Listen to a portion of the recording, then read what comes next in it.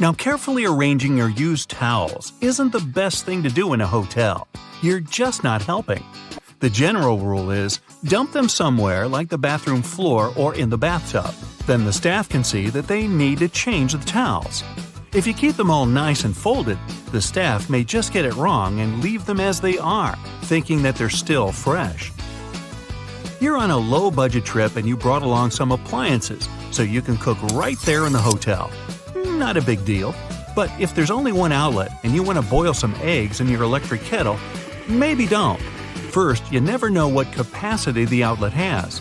It might even set off the hotel's fire alarm. Just stick to sandwiches or something.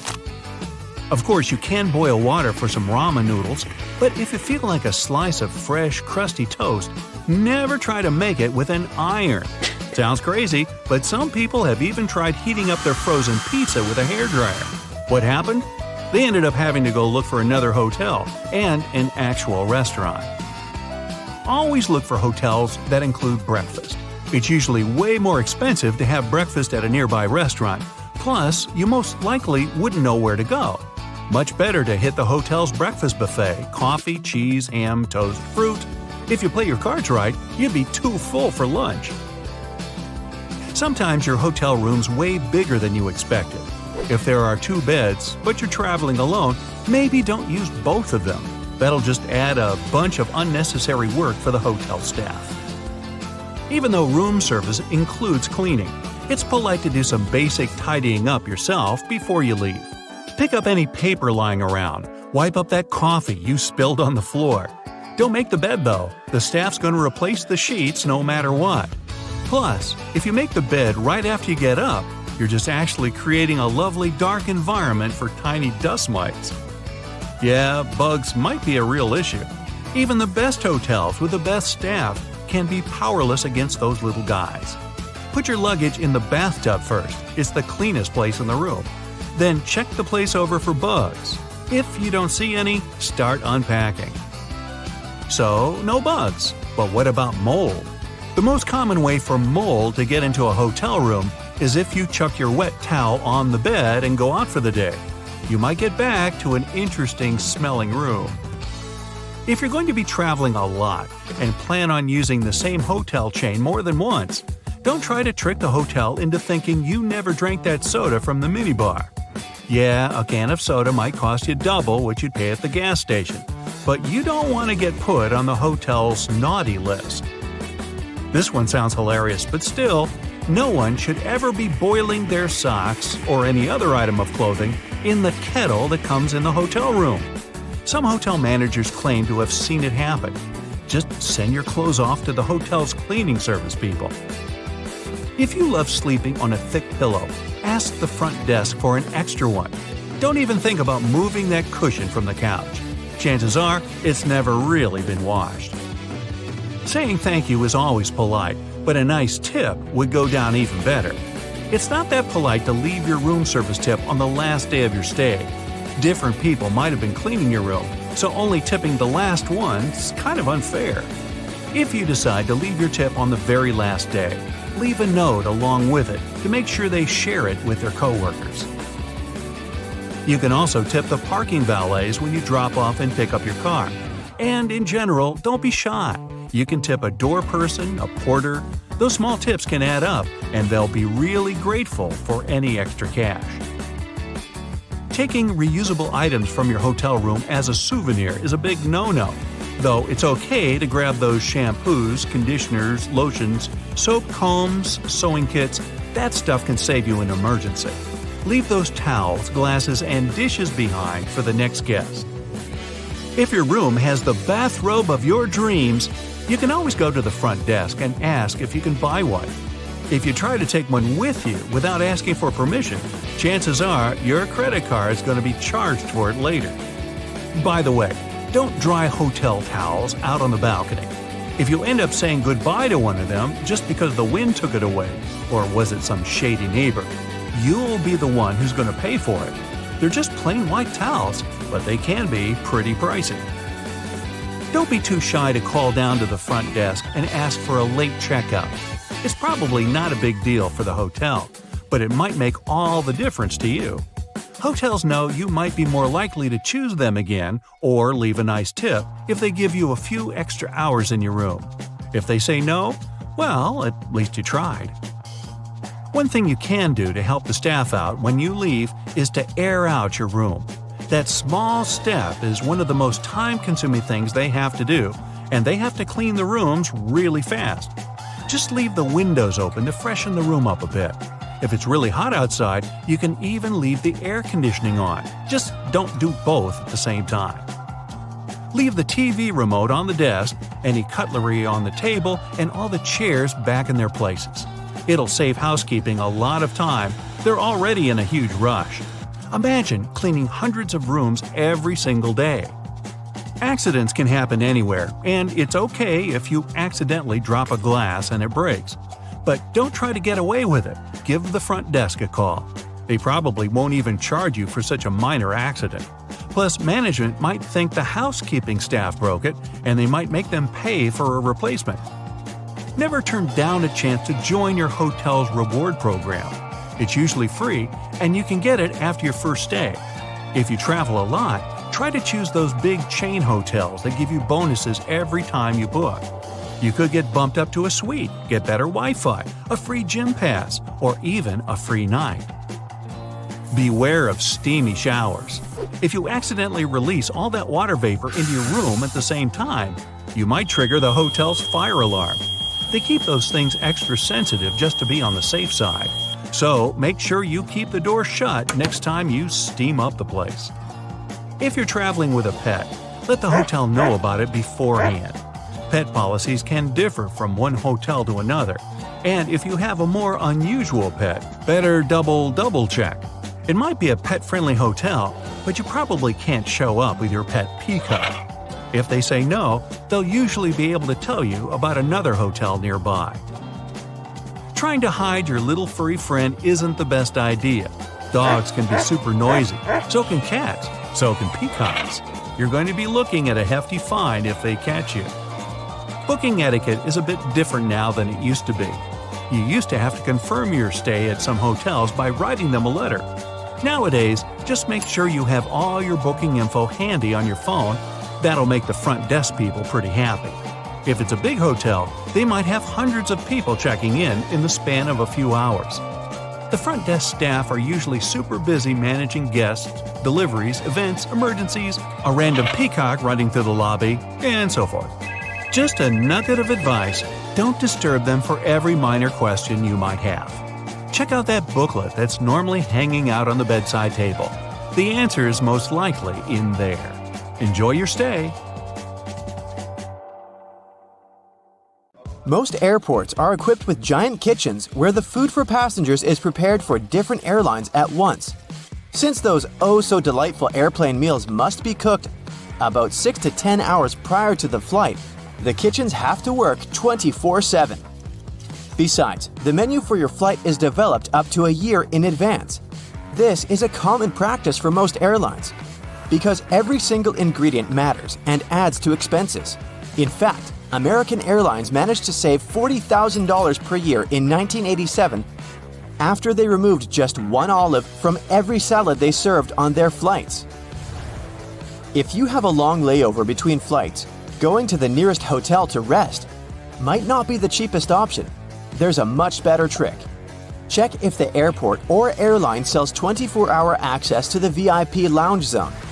In most cases, you can have free snacks and drinks there, and use free shower cabins and rooms for rest at a very affordable price.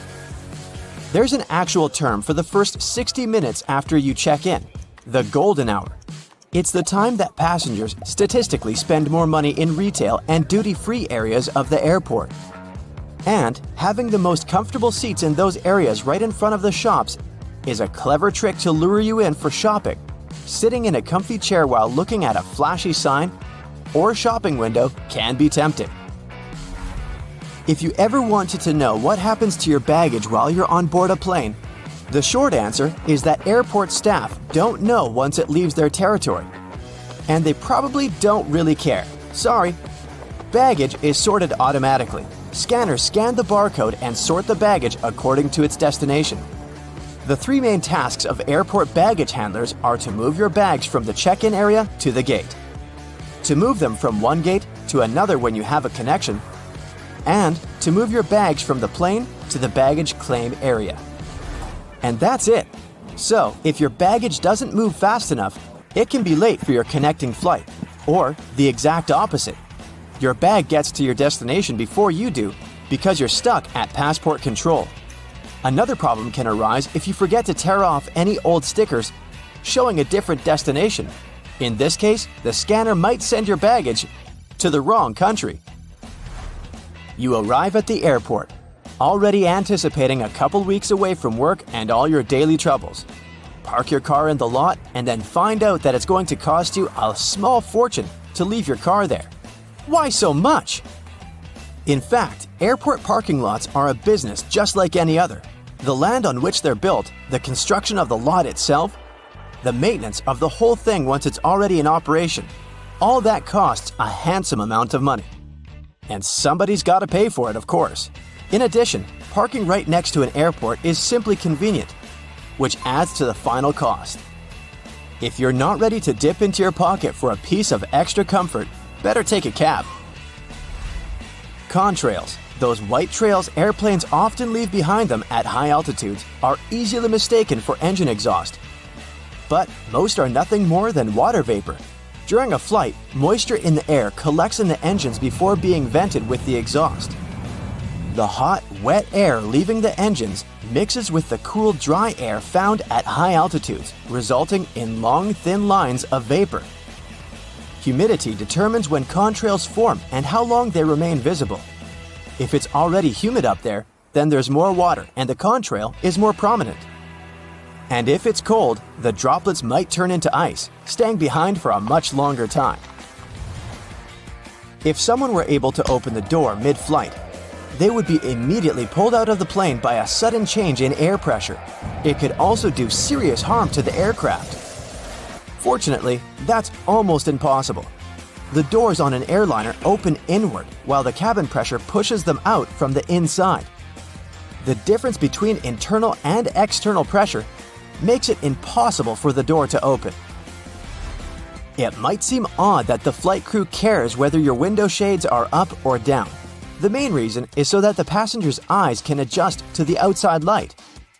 Mostly, it's just a matter of getting people on and off quickly. But in an emergency, the last thing they want is people stopping to blink before they evacuate the plane. Another reason for all the shades to stay up when the airplane is about to take off or land is for the ground crew to see if there's any trouble on board. For example, if there's a fire in the cabin, the ground crew will immediately notice it and act accordingly. If the shades are down, they might lose precious time they would need to rescue the passengers and the airplane crew. Ever notice the numbers on the end of the runway? They're actually used to show the pilot which direction the plane is facing. For example, the number 36 is short for a heading of 360 degrees, or due north. Along with numbers, the letters R and L indicate if the nearest runway is to the right or left. Every commercial airplane you've been on has only one wing. That's right, the left and right wings are actually two parts of a single wing. The first airplanes were called biplanes because they had two wings, one on the top and the other going through the bottom of the fuselage. They were connected with struts and wires, which made a kind of box that basically allowed the aircraft not to fall apart in the air. It was necessary at lower speeds that early planes could only muster. But as the engines increased in power, the second wing became redundant. The single wing still serves as a support for the whole structure though. Looking out the window on the plane's wing, you can see a small yellow double hook on it. It seems strange since it might mess with aerodynamics, but it's there for your safety. In case of an emergency landing, these hooks are used to secure ropes that help passengers exit the plane via the wings. If they're slippery, the rope will help you keep your footing and not fall over while going down. There are several extremely fast streams of air high up in the atmosphere of our planet. Their paths are meandering, but they have a more or less constant flow, allowing passenger aircraft to use them. When an airplane comes close to a jet stream, it may adjust to the direction of its current and fly a lot faster, propelled by the flow. Many airlines use this to their advantage to cut the fuel costs and make air traveling even faster. Clouds, especially thunderheads, can indicate that an area of turbulence is ahead. But sometimes, clear air turbulence occurs when a plane can drop a few feet and start shaking without any warning. It happens when two bodies of air clash at very high speeds. And it's absolutely invisible, so the pilots can't tell when it would happen. The chances of getting into an area of clear air turbulence are higher at low altitudes, over mountain ranges, and near the jet streams. Normally, after it's hit by lightning, an airplane is sent for inspection right after landing, but it can still safely complete its current flight. The fuselage conducts electricity well enough, and like with a lightning rod, the zap will most probably strike one of the tips of the airplane, either one of the wings or the nose. Then it seeks the ground, but doesn't find it, exiting from the tail in the end. It's easier for electricity to roll through the surface of the plane than go inside, so people on board are safe from its effects. Still, lightning is powerful, and there can be some damage done to the airplane on the outside. Are the letters SSSS on your boarding pass a reason to worry? What's much more dangerous than turbulence? Should you really be the first to board the plane? You're about to figure it out. You might have noticed that most planes have blue seats. There's no mystery here. Airlines opt for this color because it's considered to have a calming effect. This color supposedly puts passengers at ease and helps even the most nervous flyers to relax. But there's also another, more practical reason. Stains, dirt, and scrapes are less visible on dark blue fabric. Never throw your boarding pass away in a public place. It contains tons of your sensitive information, including your name and frequent flyer number. This, in turn, may allow someone else to check your future bookings, change your seat, or even cancel your flights. So the best way to deal with the boarding pass for a flight you've already boarded is to take it home and feed it through a paper shredder. By the way, if you ever see the letters SSSS or S on your boarding pass, get ready for additional security checks. Instead of these letters, there may be a checkerboard pattern. Anyway, if you have any of these marks, your carry-on luggage can also undergo a thorough inspection. Why might they choose you for secondary screening? Some of the criteria are making a one-way reservation or paying cash for your ticket. In some cases, the selection is absolutely random. Look, your gate is open and the boarding is started. Wait, where are you running? There's no need to hurry. The trick experienced Globetrotters use is always board last. For one thing, you don't have to waste time standing in line. Then, there are fewer people on the jetway and in the aisle, and you spend less time on the plane. No one is going to take your seat anyway. There's one exception though. If you have a bulky carry-on bag, it may make more sense not to board last. Otherwise, the chances are high that all the overhead bin space will be occupied by the time you reach your seat. And then your bag may end up in another part of the plane, and you'll have to wait till the other passengers disembark before you get to your luggage. Duh! Before takeoff and landing, flight attendants usually flip a small switch on the bathroom door. This prevents it from flying open when it's not supposed to. With the same ease, a flight attendant can open the door when someone is inside. Look, they only need to lift the lavatory sign and move the knob into the unlocked position. Pilots don't worry about turbulence.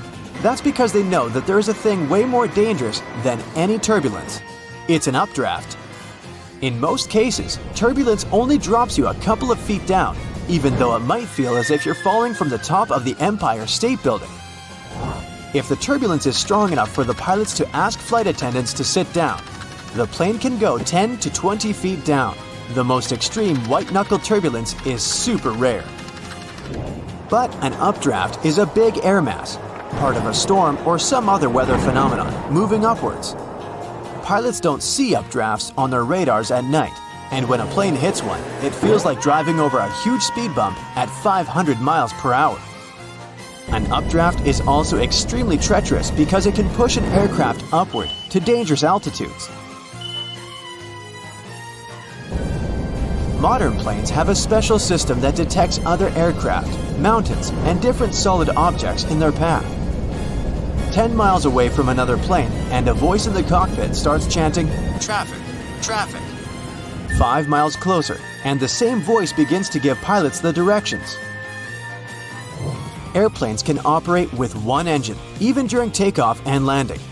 Both engines failing simultaneously is almost unheard of, but even then, a plane wouldn't drop from the sky like a rock. Pilots would have up to 20 minutes to find a suitable place to land. The way the cabin is pressurized has a great effect on your taste buds. You lose up to 30% of your ability to taste sweet and salty things. In other words, it's not that airplane food isn't tasty, you just don't feel its flavor. That's also the main reason why airline catering companies add extra salt and spices to the dishes they cook. But you know what may help you? Noise-canceling earphones. For some reason, that probably has a scientific explanation. Cutting off all that noise around can help your taste buds. Each of those dings you hear during the flight has its own meaning. In most airlines, a boing soon after takeoff indicates that the landing gear is getting retracted. 3 dings in a row means more urgency than just one. A high-low ringtone informs crew members that their colleague needs them in another part of the plane. 3 low chimes means some serious turbulence ahead. Crew members are supposed to put away meal carts, take their seats, and fasten their seatbelts. If you're a nervous flyer, pick a seat in the middle of the cabin. Turbulence mostly affects the front and rear parts of the cabin. The middle section, which is over the wings, doesn't shake so much. Pilots and co-pilots eat different meals.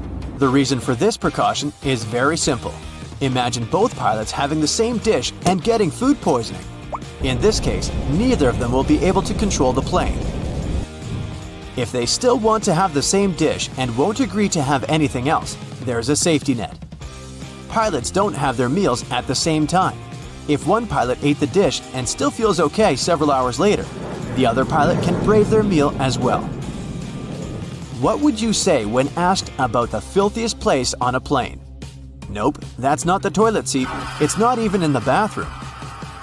Flight attendants warn that you should be particularly careful with headrests, seat pockets, tray tables, and seat belts.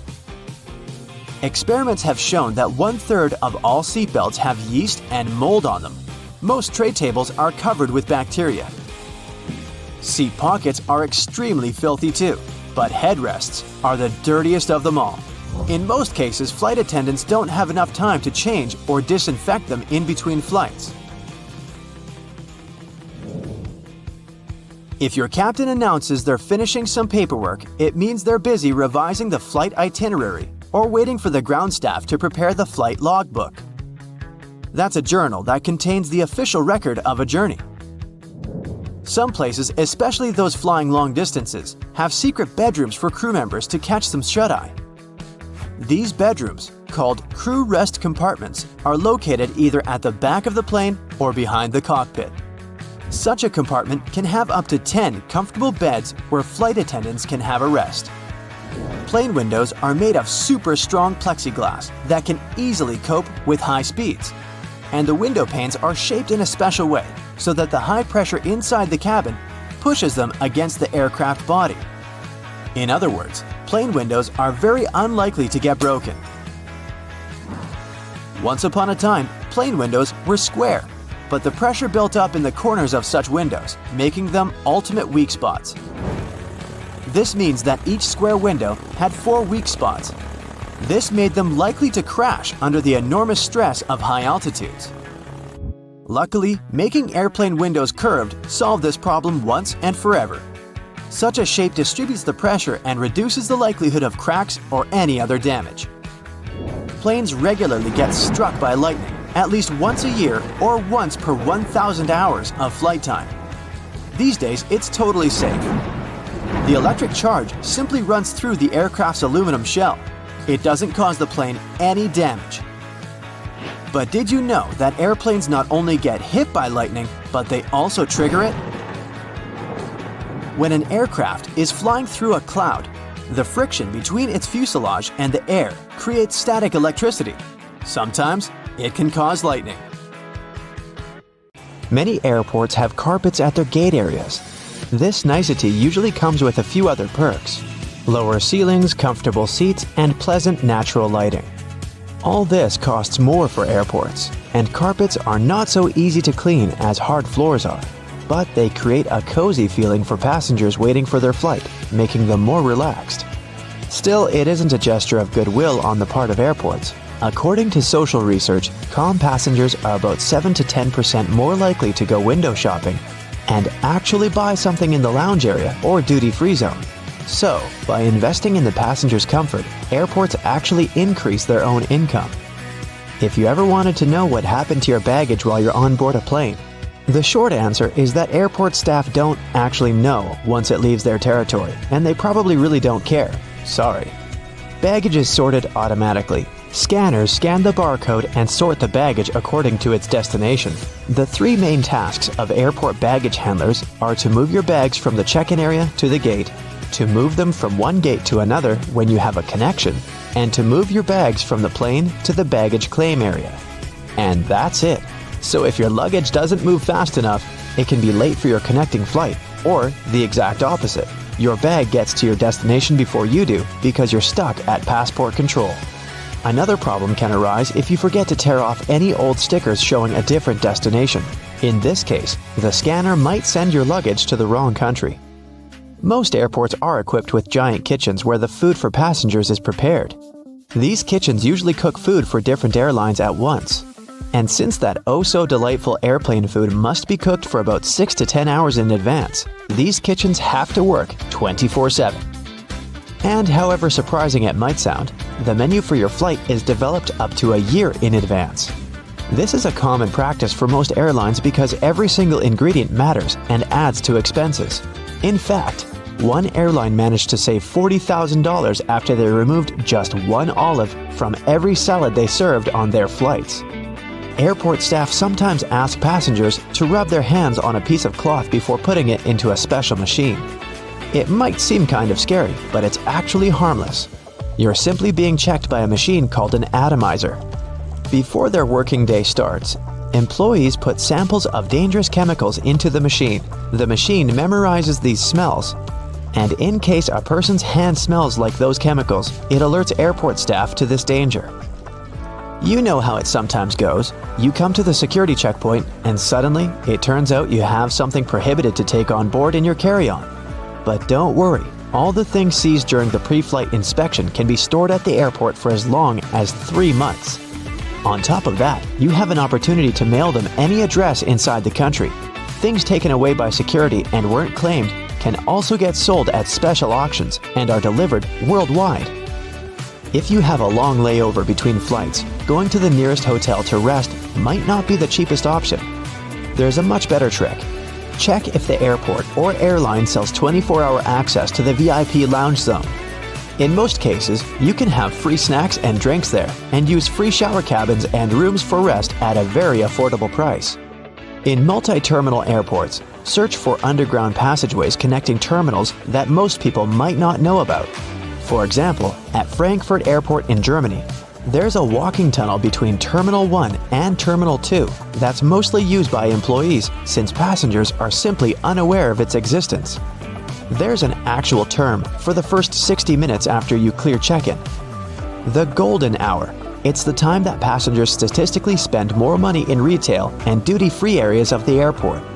And having the most comfortable seats in those areas right in front of the shops is a clever trick to lure you in for shopping.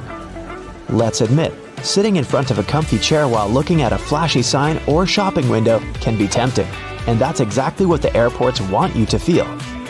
If your flight is overbooked and you can't fly at the designated time, don't hurry to accept the first voucher you're offered as an apology. Normally, airlines keep raising the stakes until they have enough volunteers to give up their flight seats. And if they don't, and you've been bumped in voluntarily, you can insist on a cash refund instead. Depending on your ticket price and the time of your delay, you might be entitled to as much as $1,300. Most airports have specific experts called profilers.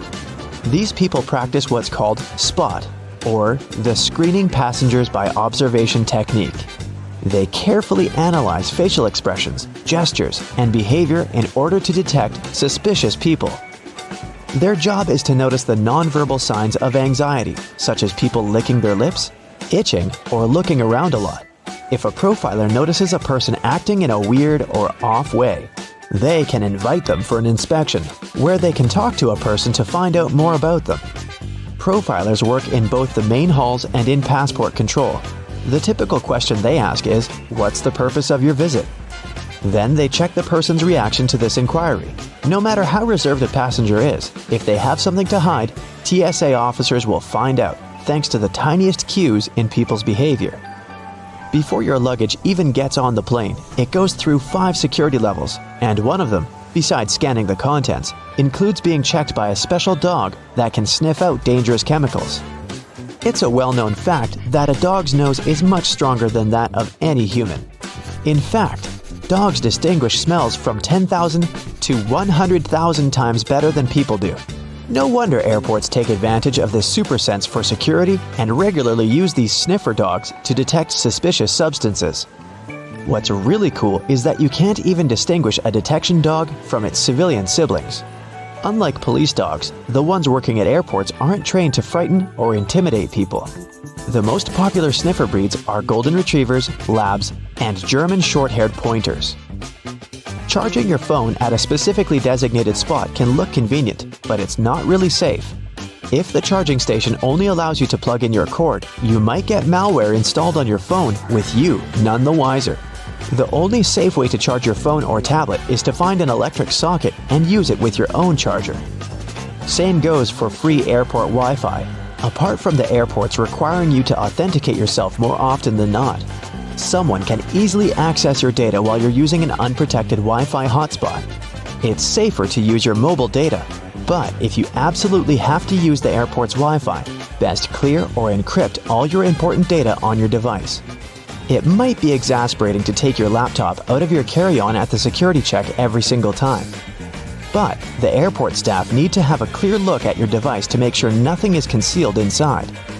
On the screen of an X-ray scanner, a laptop looks like a semi-transparent object with a clearly visible hard drive, CD drive, and whatnot.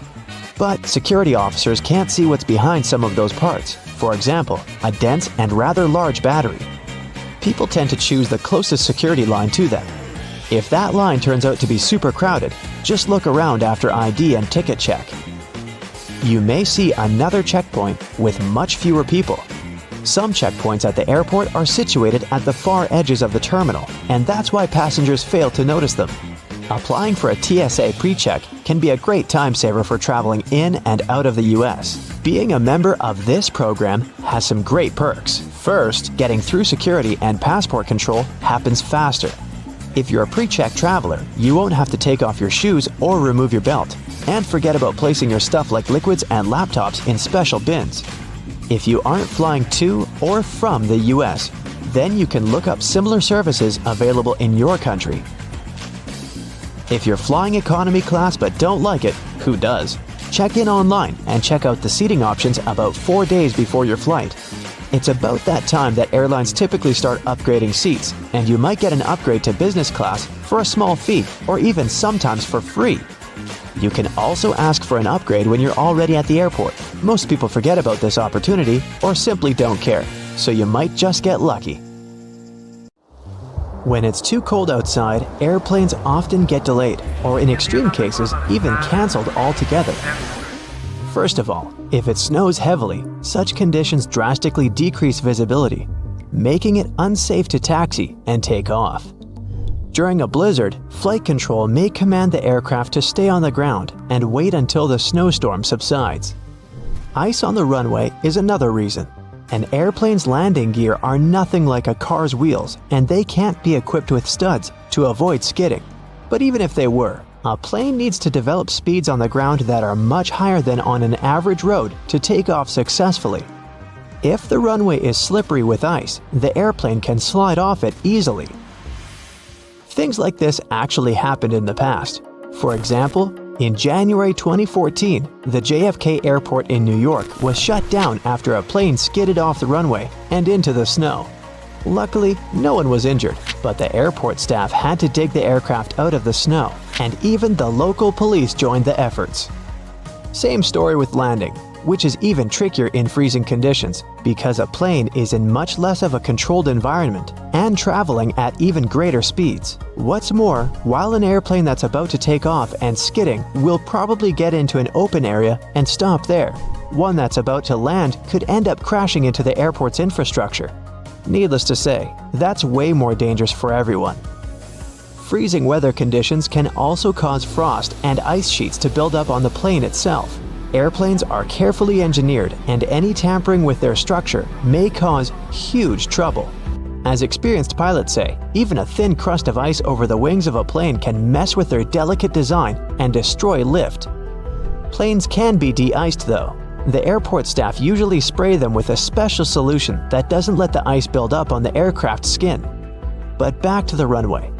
If it's covered with ice, there's little you can do. Unless the sun is shining, the chances of safely removing the ice from the pavement are almost zero. There's also a chance of damaging the pavement, making potholes, which can result in safety concerns for both takeoff and landing.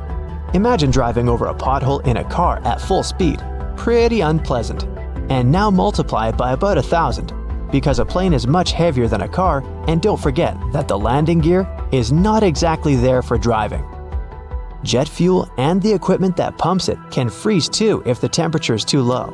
The fuel freezes at -40 degrees Fahrenheit, but that can only happen on the ground before takeoff. At a cruising altitude, temperatures may drop as low as -70 degrees Fahrenheit, but since the liquid is inside the plane and burning down steadily, it's much warmer there. On the ground though, nothing stops the fuel from turning into ice. If that happens, no flights are available, obviously. Same goes for the pumping equipment. Even if the fuel is still liquid, the pump may cover with ice and just stop delivering the fuel into the plane's tanks. In the worst-case scenario, it might even break down, leading to expensive repairs and prolonged delays in flights. Finally, ground crews have to do a lot of work before takeoff or landing, and they're all human after all, so they can't bear the freezing cold for too long. This issue is often resolved by tag teaming. One group of workers goes out in the field to do the job, while the other is waiting for them in a shelter. After 20 minutes or so, the first group returns to warm up, and the second one takes up the job where the first one left it. Although it's efficient, it still slows down the operations a lot, so that might also cause delays. But despite all the trouble freezing weather can cause, it's actually more beneficial for a plane than extreme heat. Cold air is denser than hot, so planes gain more lift and stay truer while in the air. They're more easily controlled in flight too. Air molecules are slower and closer together, creating a steady flow of air around the wings and cockpit. At high altitudes, the air naturally becomes thinner as the air molecules spread out and become more scarce. That's exactly why planes can't get to the upper layers of the atmosphere. There's just not enough air there to create sufficient lift. The same happens when it's too hot down on the ground though. Air molecules get faster and spread out, meaning the plane's wings don't have as much air to push off and get into the flight mode. To take off in extreme heat, a plane has to move much faster to generate enough air resistance and lift. But to move faster, the plane needs its engines to work better, and that's also impossible when it's too hot. As the air gets thinner, the amount of oxygen decreases too. And jet engines use oxygen in the atmosphere for combustion. When they lack this crucial element, they can't convert enough energy into thrust, meaning slower acceleration and worse energy output overall. So the problem is that the plane has to have a longer runway distance to build up enough speed and lift to take off, but it can't because its engines are not working to the best of their ability. This usually doesn't cause trouble, but only up to a point. When the temperatures on the ground level reaches about 120 degrees Fahrenheit, some flights can get cancelled because it's simply dangerous for them to try and take off. Other planes are more heat resistant and powerful. but that also depends on the heat. Some aircraft even have to reduce their weight by removing part of their fuel, cargo, or even passengers when it's too hot. Lighter load means better acceleration before takeoff, and it doesn't help to avoid cancellations, but it also means planes aren't working to their full capacity. The average cruising altitude for an airplane is about 35,000 feet. They don't technically need to be so high up, but that altitude gives the best speed and efficiency. Air gets thinner at higher altitudes, which means less wind resistance, but less lift. For most commercial aircraft, the area between 30,000 and 40,000 feet is the sweet spot where the two factors balance out. You probably still aren't using a laptop from 1999, and your computer isn't flying at close to the speed of sound. Fortunately, planes have a much longer lifespan than computers. There are airliners from the early 1970s that are still just fine. They might not be able to keep up in terms of speed and fuel efficiency, but older planes are no less safe than their modern counterparts. Contrails, those white trails airplanes leave behind them at high altitudes, are easily mistaken for engine exhaust, but most are nothing more than water vapor. During a flight, moisture in the air collects in the engines before being vented with the exhaust. The hot, wet air leaving the engines mixes with the cool, dry air found at high altitudes, resulting in long, thin lines of vapor. Humidity determines when contrails form and how long they remain visible. Ever notice the numbers on the end of a runway? They're actually used to show the pilot which direction the plane is facing. For example, the number 36 is short for a heading of 360 degrees or due north. Along with numbers, the letters R and L indicate if the nearest runway is to the right or left. The lights on the tips of a plane's wings are called position lights or navigation lights, and they're used during times of reduced visibility. They help planes to see each other in the dark and can also tell pilots what direction an aircraft is traveling. The red light marks the tip of the left wing, while the green light is on the right. The third light is white and found on or near the tail. It might seem odd that the flight crew cares whether your window shades are up or down. The main reason is so that the passenger's eyes can adjust to the outside light.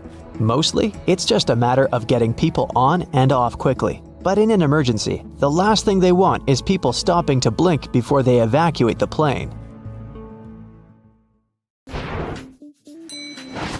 That little yellow hook you can see from the airplane's window if you're sitting next to the wing is there to help you in case of an emergency landing. Inflatable slides can only be deployed from the emergency exit doors in the front and the tail of the plane. In the middle, the passengers would have to walk right out on the wing and get to the ground from there. But jumping from the plane wing isn't safe because it's just too high. And here's where those little yellow hooks come in handy. The flight attendants tie ropes from the doors and through the loops for the passengers to hold onto. This way, everyone can safely get to the ground without injuries. Now, you want to try to avoid cozying up under airplane blankets. Some airlines only wash them about once a month. Better use your own travel blanket, a scarf, or a jacket, and always remember to wear your shoes while walking around the plane. That carpet on the floor can't and won't be cleaned to perfection between flights. It's just too much time and effort for the cabin crew. The dirtiest place on a plane isn't the bathroom, it's your tray table. It has 8 times more bacteria than an onboard toilet flush button. Now, in case of emergency, oxygen masks only have enough airflow to last for about 15 minutes. Luckily, it's just the amount of time a plane needs to find a suitable landing place or to at least descend to the altitude where people won't need oxygen masks anymore. You may wonder why you're asked to lift your seat back and close your tray table before takeoff and landing, but it's for your own safety. A reclined seat is comfy for you, but it makes it harder for the passenger behind you to get out of their seat, which is crucial in case of an emergency. The lower tray table is the same way, only this time it's you who won't be able to stand up fast enough if anything happens. Besides, the tray table prevents you from assuming the secure position in the event of an emergency landing. This position requires you to bend over in your seat, put your head between your knees and cover the back of your head with your hands. Imagine doing that while your tray table is open. If you look around the cabin, you'll notice little black or red triangles around the midsection of the plane. These stickers let the flight attendants know where the airplane wings are located, so they can immediately look out the right window to see if something is amiss outside. You shouldn't lower the window shades while taking off, taxiing, or landing for two reasons. First, the flight attendants must always be able to monitor the situation outside, and open shades help them with that, obviously. Second, if something's gone wrong on board the plane while it's on the ground, for example, a fire, the ground crews won't be able to see it and evaluate the situation before going in unless the windows are open. That tiny hole you see at the bottom of any airplane window isn't there to scare you nuts. In fact, it helps keep the pressure from the inside and the outside of the window equalized. The hole itself is only made in the second layer of glass, and there are 3 of them overall, which also helps with security, by the way. Even if the outer glass breaks, there will still be 2 more to keep you safe. Now, you might see flight attendants touching the overhead compartments while they're walking along the aisle, but that's not exactly what they do. Right beneath the compartments, there's usually a handrail that goes all the way through the cabin, so you can also use this trick to stay firmer on your feet in the aisle. The pilots dim the lights in the cabin during nighttime, not for you to get cozy and sleepy. Our eyes have a hard time adjusting to darkness in the first few minutes of sudden lights out. And in the case of emergency, every second matters. So the lights get dimmed to let you get used to darkness in case something happens and you have to act fast. Pay attention to the aisle floor too. If there's an emergency landing at night, there will be 2 luminescent strips along the aisle showing you the way to the exit. Follow them to get safely out of the plane. Flight attendants also suggest counting the seats between you and the emergency exit once you're seated. This will help you navigate in case there's no other guidance available. If a lightning bolt hits the plane, the passengers won't feel it. The entire aircraft is covered with aluminum coating that conducts electrical current and doesn't let it inside. This protection is tested using a lightning simulator. Airplane windows are round because the air pressure is evenly distributed this way. If the plane's windows were square, strong air currents would accumulate in the corners of the windows, depressurizing the cabin, and that's bad. Don't think you become untouchable if you go to the airplane toilet. The bathroom door can be opened from the outside. There's usually a small latch at the top of the door that allows cabin crew to get you out of there. It's useful for both getting to people doing something suspicious in the bathroom and helping those who don't feel well and, for example, collapsed while in the toilet. Yeah, let's avoid doing that. The plane's wings flash red and green lights at night to show the direction the plane is heading in. A green light is always on the right wing, and a red one is on the left. Aircraft tires are designed to withstand 4 to 5 times more pressure than they actually experience upon landing. The wheel is more likely to break than the tire. Pilots always have different meals. This is necessary to reduce the risk of food poisoning. The flight can still go well if one of the pilots has gone down because of a stale burrito, but not if it's both of them. And try not to both of you eat the fish. Some airlines don't allow pilots to have beards. Facial hair can prevent securely fitting the oxygen mask, and pilots must always remain conscious. The seats are blue in most aircraft because this color soothes people. It's also easy to keep clean. The rumbling noise you hear after boarding the plane is luggage being loaded on the plane. The compartment is right beneath the cabin, so it can sound quite loud sometimes. On most flights longer than 7 or 8 hours, pilots have access to a specially designed rest seat in or near the cockpit. Flight attendants typically have a section of the cabin reserved for them, and it's sometimes separated from the passenger areas. Some larger aircraft even feature private crew quarters above or below the main cabin. The wings of most passenger aircraft are located at the bottom of the plane. It's called a low wing. Firstly, if you install the engine under low wings, it'll be closer to the ground and easier to repair. Secondly, the wings will take on part of the shock in case of a hard landing. And if the plane falls into the water, then the wings become a life-saving pillow. By the way, a plane can stay afloat for 10 minutes to 60 hours. It all depends on the model of the plane, weather conditions, and pilot skills. Now, most airplanes are white because this color best reflects the sun rays and the aircraft body doesn't heat up as much. Also, the damage is best seen on white, and white paint is simply cheaper. Shoulder straps seem more secure than just a waist belt, but not in the case of planes. When the plane gets into turbulence, it's tossed a bit in the air. The waist belt will simply hold you in place in case of a more severe shake. Shoulder straps would require more space between the seats, and this is not justified on a plane. In a car, the impact is usually much stronger, so you need that shoulder strap not to whoosh through the windshield. Flight attendant seats do have passenger straps, but that's because they are much less comfortable than passenger ones. They're narrower and positioned facing the passengers. Flight attendants need extra protection simply not to fall off their seats if the plane shakes hard enough. Also, they have to help and direct people during potential evacuation, and for that, they need to be in top shape. Now maybe you've noticed that you always enter the plane from its left side. Firstly, the captain usually sits on that side. This way, it's easier for the captain to align the plane with the terminal jet bridge. Also, the aircraft is fueled and loaded with the baggage on the right side. If passengers come from the left, the crew can do their job undisturbed.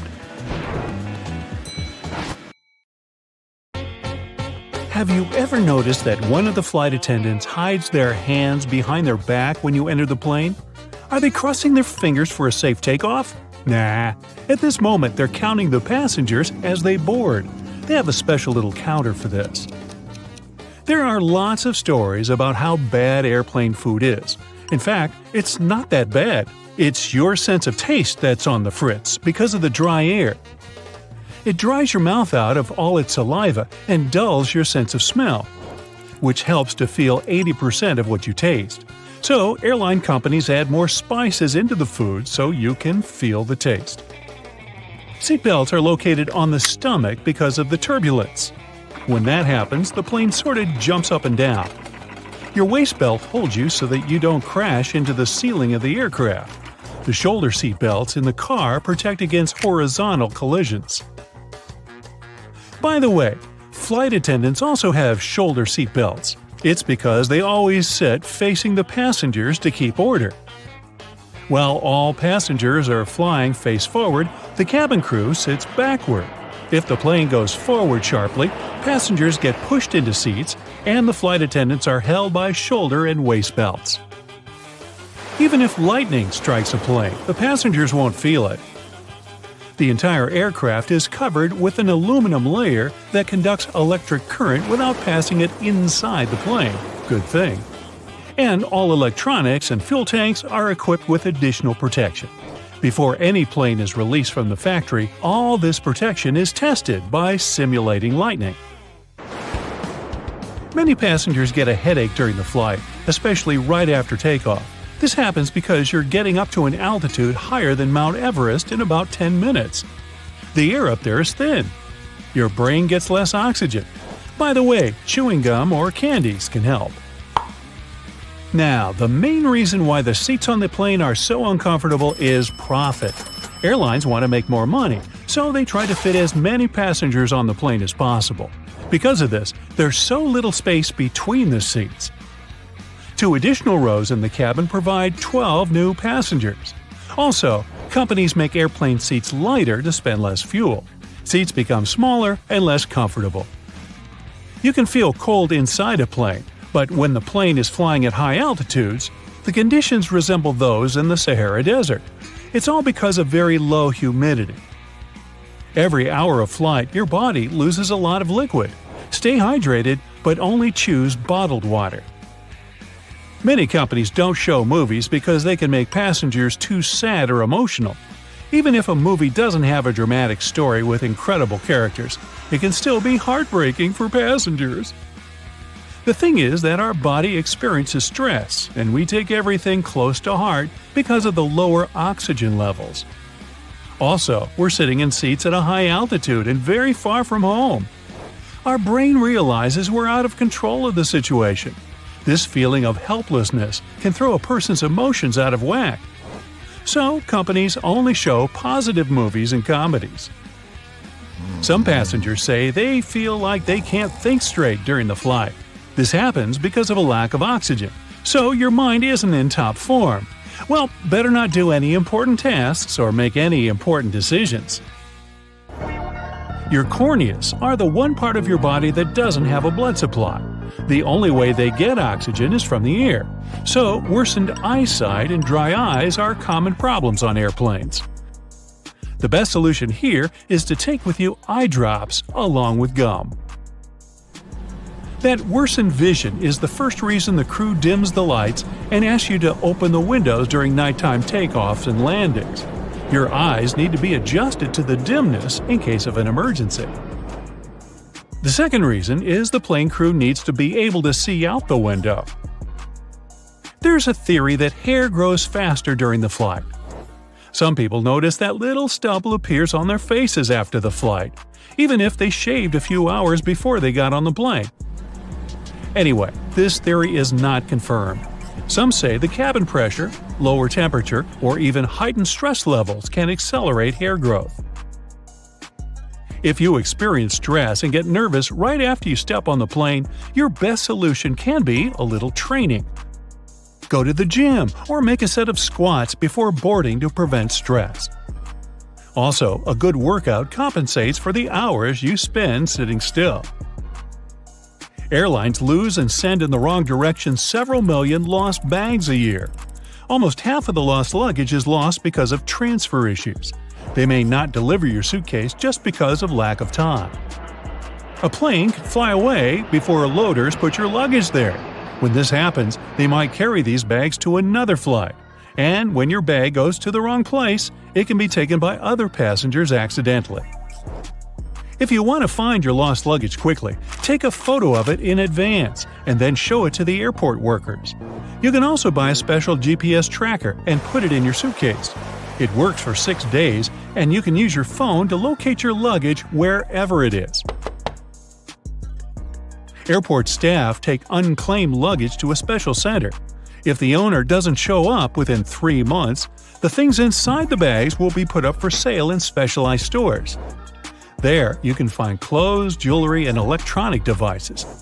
And of course, it all comes with a big discount. The rumbling noise you hear after boarding is not my stomach. It is luggage being loaded on the plane.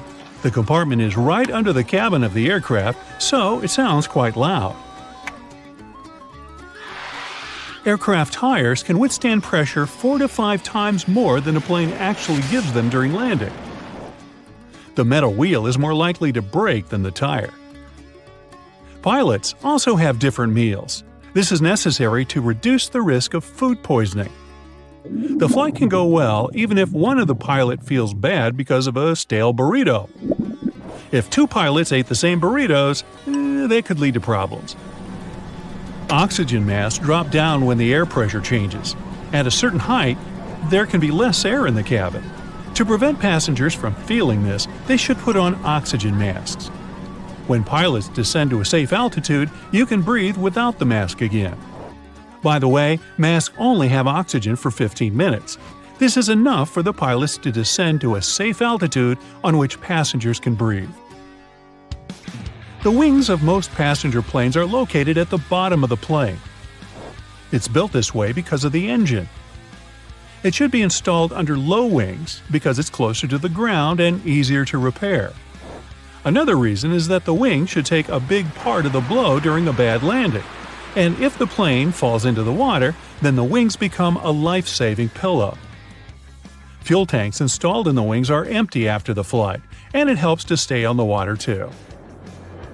The wings of cargo planes are located at the top to make it easy to load the cargo since the hull is located very close to the ground. Also, it helps to avoid getting debris into the engines in case when airfields aren't clean. Plus, this wing location has less aerodynamic resistance during the flight. Little triangles on the aircraft walls are special labels for flight attendants. The triangles mark special windows. You can see flashing indicators through these windows. It signals the landing gear is retracted and the flaps are closed. But for ordinary passengers, this is the place with the best view of the wings. Turbulence is a common thing during a flight, but usually it's so insignificant most passengers don't even feel it. Strong turbulence is rare. By the way, turbulence is just hot and cold air affecting a plane. For better understanding, imagine a big balloon people fly on. Remember the flamethrower installed under the ball? It heats up the air and the hot air raises the ball up. So turbulence is the hot air created by nature, and it makes the same thing with a plane that it makes with a balloon. Also, turbulence can occur if the plane gets under the hot air stream left by another plane. Turbulence is caused by sudden shifts in the airflow and is nothing to be afraid of. But if that simple knowledge doesn't help you, try this visualization from a pilot. Put a small piece of napkin inside a pot of jelly. The napkin is the plane, and it's surrounded by by air pressure. If you tap the jelly, the napkin will not fall anywhere. It just starts slightly moving within the jelly. Once the plane gets to its cruising altitude, it seems like the engine noise disappears altogether. No worries there, the engine is still working fine. It becomes way quieter than on takeoff because there's less thrust generated at this point. The air gets thinner, and the plane needs less power to maintain its altitude. If the pilots leave the engines at their climb setting, you'd be traveling beyond the speed of sound, and that isn't a part of the plan. That small hole you see on the back of airplane tails is part of the auxiliary power unit. It's there to produce power for an airplane's electrical systems, including lights, navigation controls, heating, and AC. The power unit is activated when a plane is on the runway. It doesn't provide complete power to airplanes. Once the airplane engines are turned on, the unit is disabled. It's only reactivated when the airplane lands at its destination. The turbines are located under the wings since this makes it cheaper, faster, and easier to service the engines. They used to be placed in the tail, but it required expensive equipment and much more time to repair. When they started installing the engines below the wings, ticket prices went down. When seated in the exit row on most planes, you need to pull the window blind up, not down, to close it, unlike in all other seats. It's designed so for safety reasons. The overwing exit is there to help people quickly leave the plane in case of an emergency. Some of those exit window doors stay attached to the plane, others come away from the fuselage, but they all have an emergency handle at the top of the panel. You wouldn't be able to open the exit without it. There's another handle on the outside of the plane. Rescuers use it to open the door from their side. Because of this handle, there's no room for the blind to retract above the window. But there's more than enough room for it below the window. Makes sense to me now. You can actually raise the right armrest when in the aisle seat. The lock is on the underside of the armrest. It's not a button, but a lever close to the back of the seat. You can pull it to let the other passengers pass to their seats. The same tip works for the left armrest of the window seat. You can lift it up to lean on the window. Don't forget to lower the armrest during takeoff and landing for safety reasons. Planes usually use a small, powerful tug on airport grounds when they need to pull back out of their parking spot. But it doesn't mean they can't move backwards on their own. To do so, they need to use reverse thrust, and the powerful air current from it can pull some debris into the engine or cause damage to ground vehicles, the gate, or the ground crew. It would also use a lot of fuel and be incredibly loud. Plus, the pilots don't have rear-view mirrors like drivers, so they can't see behind them. Now you understand why this risky process is banned at airports. They make plane wings smooth to let air flow easily around their surface and reduce resistance during the flight. Those convex, yellow hooks, though, don't they worsen the aerodynamics? True, but they are necessary for your safety. Imagine a plane making an emergency landing in the open sea. The aircraft is sliding on the water. Then, rescue boats arrive to evacuate the passengers. Before the door opens, the escape slide inflates. Passengers need to walk on the wing and move down the slide, but the wing surface is slippery because of water. To prevent anyone from falling, the stewards install a rescue rope. They attach one end to the door and the other to the edge of the wing, passing it through these hooks. During the evacuation, people hold on to this cable like a railing. They can also attach rescue boats to the wing with a rope and these hooks, so the sea won't take people far away from the plane. When flight attendants pass through the cabin during the flight, they always touch the upper shelves above the seats. No, they don't check if the luggage compartments are closed. There are hidden handles along the bottom of these compartments. Flight attendants hold on to them not to fall. It's a pretty convenient thing since they don't have to touch the seats and disturb passengers once they're moving around the cabin. Have you ever noticed the flashing light in the cabin before takeoff? It's 100% safe. It occurs when the pilot disconnects a plane from the airport power supply and switches to the onboard one. This rapid transition may cause flashing. Passengers always board from the left side. That's because the captain sits on that side of the cabin. It's easier for him to align the plane with the terminal jet bridge this way. Also, the aircraft is fueled and loaded with baggage on the right side. With passengers boarding from the left side, the crew can do their job undisturbed. You might have noticed black triangles on the wall above the seats. For you, as a passenger, they may indicate the seats that have the best view of the wings, where you can take the most beautiful flight photos. But the triangles aren't there for this reason, of course. The crew members monitor the condition of the aircraft through windows under these signs. In case the wings freeze, the engine catches fire, or the pilot receives a signal something's wrong, the crew will quickly move to the triangles and assess the situation. Those mysterious chimes you hear during the flight are a kind of secret language the crew uses to communicate with each other. The chime you hear shortly after takeoff informs the crew that the landing gear is getting retracted. A single chime during the flight is a sign that one of the passengers needs the assistance of the crew. When they're serving meals and run out of food or drinks, they can ask their colleagues to share using a high and low chime combo. 3 low tones mean serious turbulence is approaching, so the crew needs to buckle up. A seatbelt on an airplane has a slightly different purpose from that in your car. The one in the vehicle protects you from a horizontal hit. When a plane is going through turbulence, it's shaking up and down. Your waist belt keeps you from hitting the ceiling. The tray table, the seatbelt buckle, and the toilet door handle. Those are some major feeding grounds for bacteria. But the seat pockets aren't any cleaner. Passengers leave their used tissues or wipes in there after cleaning a runny nose or coughing. They also become a residence for other sorts of trash. Even once the trash is out, the bacteria remain in their cozy pocket home. The next passenger becomes their new prospective target. Blech. Extreme heat is one of the weather conditions that can stop a plane from flying. Airplanes fly by generating lift with their wings. The air below the wings takes the plane up. In extreme heat, the airplane can't produce that much lift. That's because hot air expands and becomes way less dense than cold air. With less lift, the plane may find it really hard to take off and fly. Electronics will unlikely respond well to extreme heat or humidity, and the AC system may fail. Smaller jets can't operate at a temperature of over 118 degrees Fahrenheit. Larger Airbus and Boeing planes perform the best below 126 degrees Fahrenheit.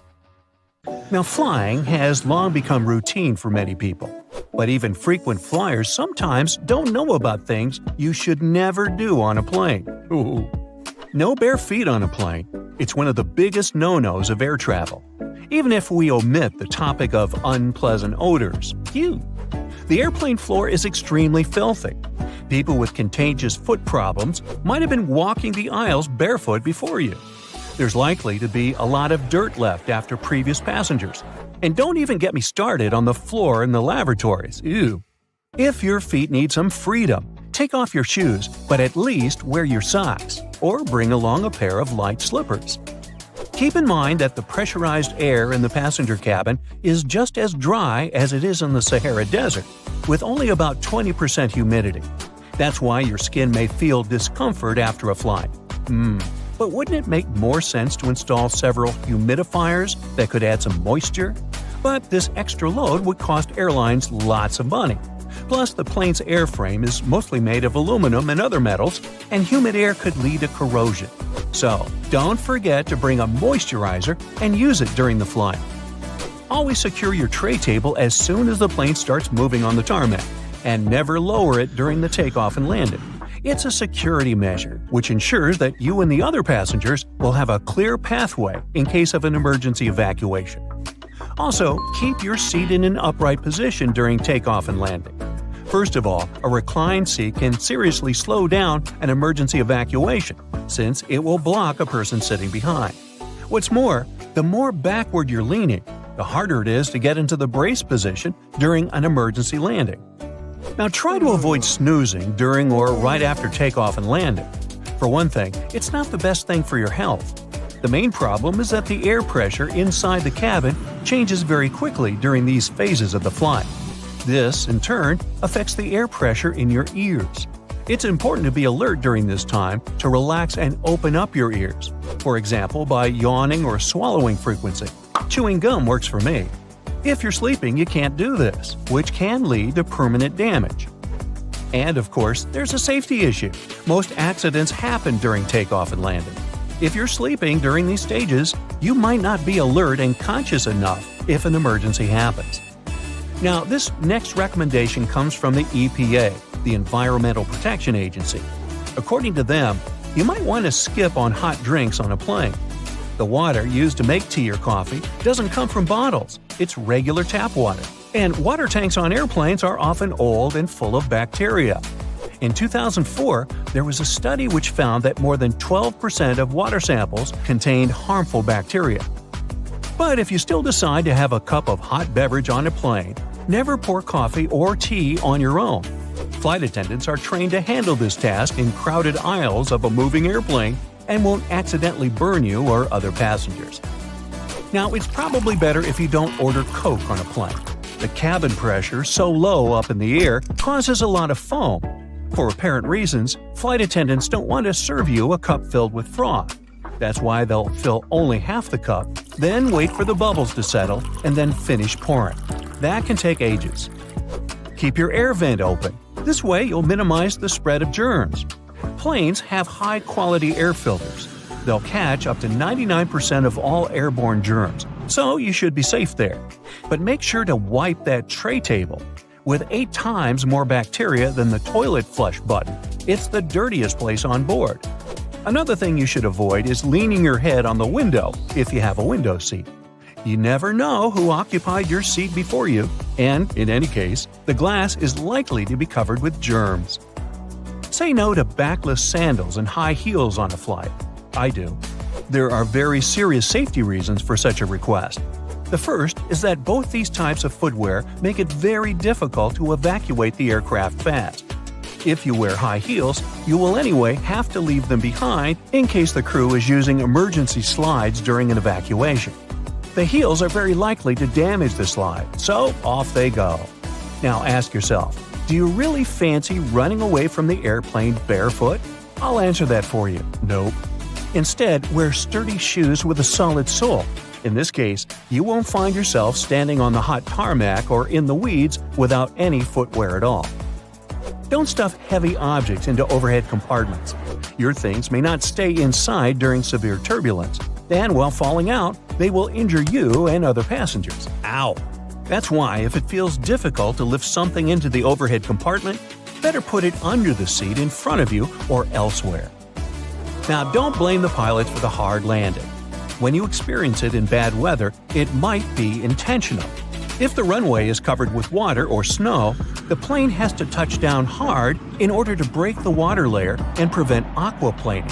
Otherwise, the water can perform the role of a lubricant, and the plane won't be able to brake or respond to any control. Deploying an emergency slide when there's no emergency is a bad, very bad idea.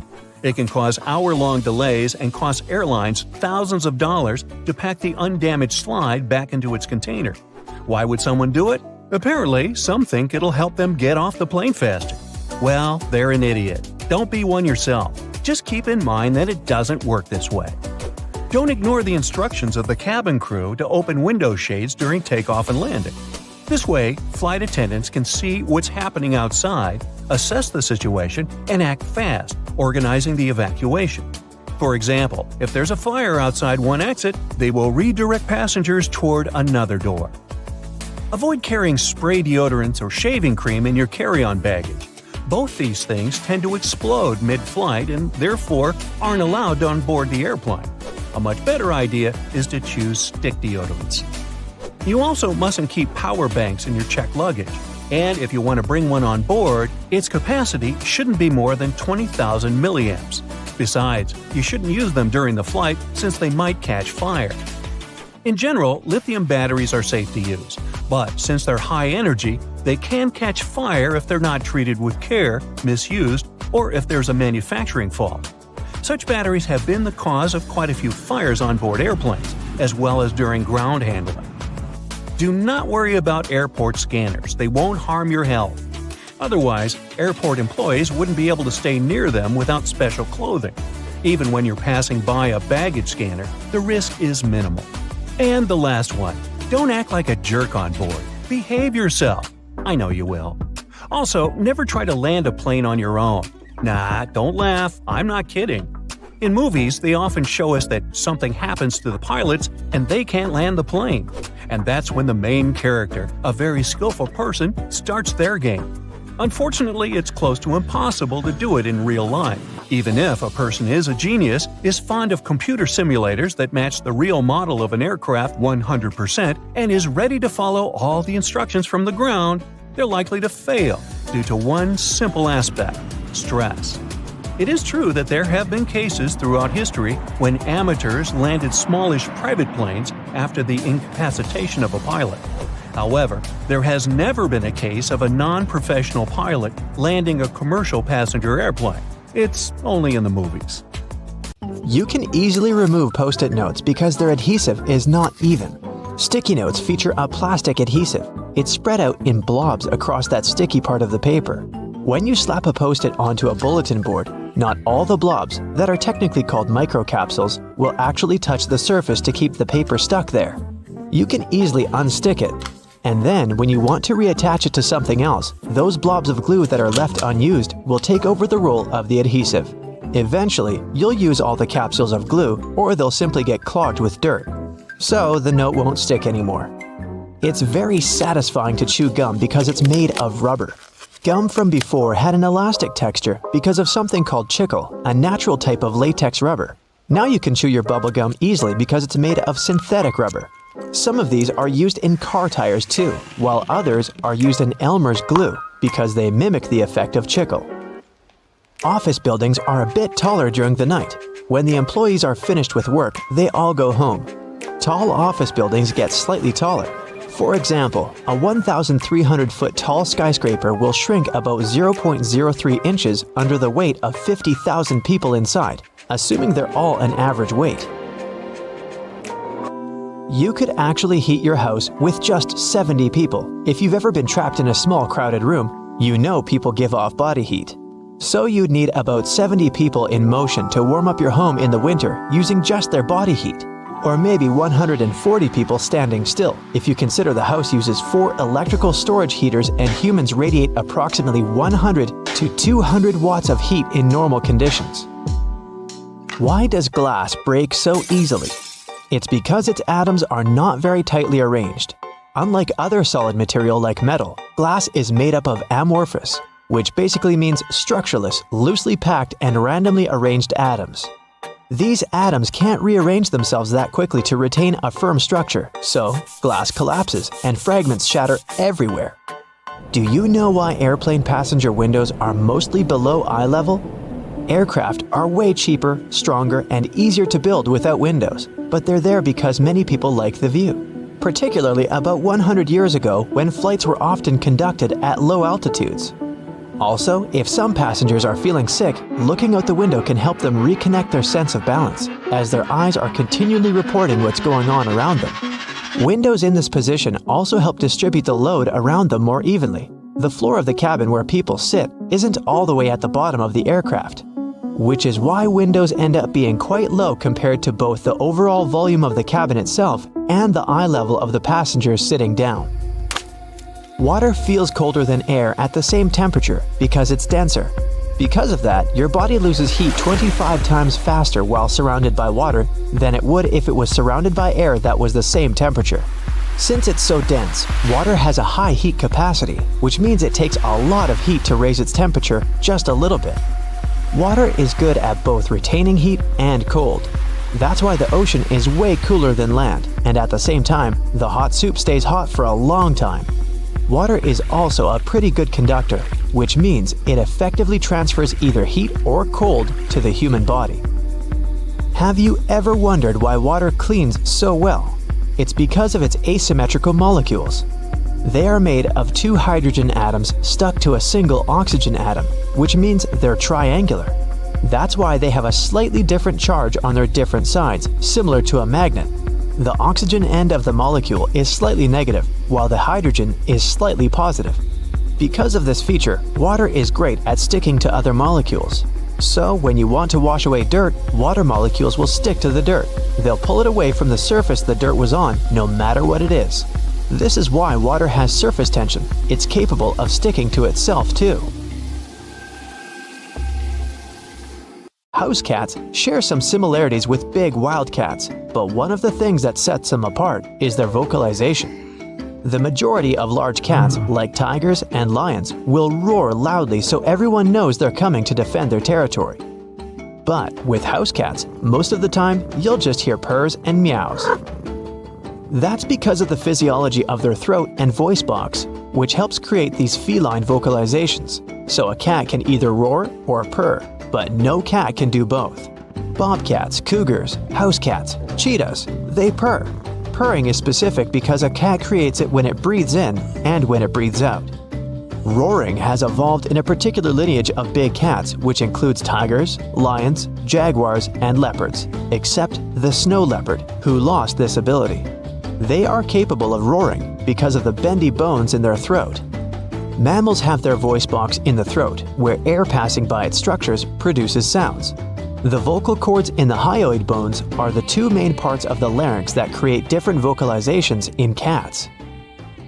You probably also prefer the pulse setting on your blender.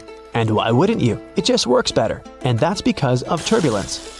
When a blender stops chopping up food and starts spinning it around in circles only, everything you put inside is spinning at the same rate. It's not really about blending ingredients together, but about something called laminar flow. That means all the layers of liquid are continuously moving in the same direction.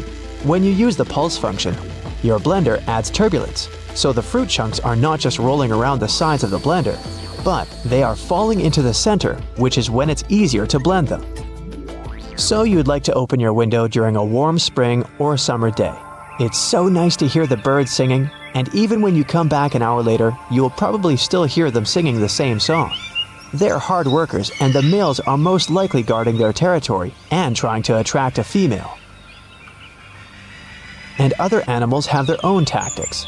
Some like to rub their scent everywhere, but birds use a song to send the message, "Hey, I'm letting everyone know, especially other males in the area, this is my space." So they'll continue singing the same song over and over again. During the winter, they will most likely sing fewer notes to each other, or just one note. They want to let others know that where they are is their space. Plus, they're trying to figure out if there's any food somewhere nearby. Why do cats like small spaces? First of all, they are solitary animals, which is why they always search for a safe hiding place to take a good nap. And if you see a cat curled in a tiny box, it was probably just trying to find a nice, warm spot to sleep and avoid the cold floor. Cats prefer room temperatures to be about 57 degrees Fahrenheit. A bit cooler than this is comfortable for us. And if there isn't a convenient sunbeam to lie in, they will look for other solutions, like a cozy shoebox. Cats are pretty lazy. They can sleep up to 18 hours a day, most average between 10 and 13 hours on a daily basis. The majority of cats are most active during dawn and dusk. They're not the nocturnal animals that some of us think they are, but a specific category called crepuscular animals, together with other creatures like hamsters, ferrets, and stray dogs. Over millions of years, cats have evolved to become low-light predators. Their eyesight is adapted for activities during twilight. And since that's when they're most active, they save their energy for dusk and dawn. Before they became domesticated, cats would have had to expend large amounts of energy at these times, finding, going after, and catching their prey. House cats no longer need to hunt before each meal, but their natural instincts still encourage them to conserve energy for twilight periods. Why are four-leaf clovers so rare? Similar to animals, plant genes are located in small packages of DNA in the nucleus of each cell. They're called chromosomes. Our chromosomes come in matched pairs, but clovers have 4 copies of every chromosome per cell. There's a gene responsible for four-leaf clovers, and it's recessive. That means this plant will create 4 leaves only if it has a 4-leaf gene on all 4 chromosomes, and that's pretty rare. Also, some environmental conditions like soil activity and temperature can also affect whether the 4 leaves appear. Interestingly, these anomalies tend to happen in clusters, so if you find one, look around you. There might be more of them. Check around the corner, under the bed. Wait, what's that hiding over there? Hotels are supposed to be your home away from home, but do you know what secrets they're keeping? Here's what no staff member or manager would ever tell you. Some hotel owners are very superstitious of the number 13, or they know guests might be. Whatever the case, you may find room 13 or the entire 13th floor completely missing. In the Far East, the same can be said about the number 4. You can easily get an upgraded room without any additional charge if you have a birthday, anniversary, or wedding. Just call ahead of time and warn them about the upcoming event. You might be checking that bed for stains and bugs, but you're probably overlooking the dirtiest thing in the room, the TV remote. It doesn't get disinfected between guests. Put it in a plastic sandwich baggie before using it. Plenty of other filthy things in that room, but we'll touch on those later. Every hotel has a place where housekeeping stores forgotten things. The most frequently lost items are phone chargers, but more interesting discoveries have been found: false teeth, glass eyes, and even boxes of worms. If no one comes for these strange treasures after 5 or 10 years, yes, they're nice enough to wait. The cleaners raffle the lost items among themselves.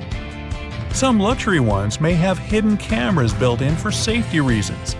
The most common place for this is the door peepholes. So always put a piece of masking tape or putty over the one in your room. But hidden cameras in the room itself are never okay. To check the place, turn off the overhead light and switch on your phone's front-facing camera. Slowly scan the room. Your front camera will pick up their infrared light. Common spots are near the bed and in the bathroom, so check those areas thoroughly. Hotel owners often let their friends and family stay for free. You wouldn't know it since they usually leave before peak season starts. The employees and cleaners also get in on some perks. They keep towels, slippers, bathrobes, and shampoos. But what you might not know is that hotel chains are fine with you taking things from the room. Stationery, toiletries, coffee mugs, umbrellas, anything with their name and logo on it. This will serve as free advertisement when you take those things with you. Those beautiful bright vegetables and fruits near the hotel restaurant's entrance aren't just a decoration. They trick your body into feeling full before you even get your plate. You eat less, and the company saves money. They may give you extra bottles of shower gel or other toiletries, but there are ones that charge you for grabbing too much food during the breakfast buffet. to avoid upsetting the cooks with the amount of discarded food. Some hotels in certain countries make their guests pay for anything left uneaten on the plate. No hotel chain would willingly tell you how to get the biggest discount for your stay. So if you have a limited budget, make a reservation after 6 p.m. This is when the sales department tries to sell all canceled reservations at the last minute. That often means cutting the price down, sometimes in half. The first Sunday of the month is the best time to check in. Vacationers are leaving, business travelers haven't arrived yet, so most of the best rooms will be available. To get the top pick, use a special service called rooming. You can view everything in the hotel and choose which room you like the most. Just ask the receptionist about it. They won't willingly speak up about other free services unless you ask. Free phone chargers, hair irons, bottled water, and board games are among them.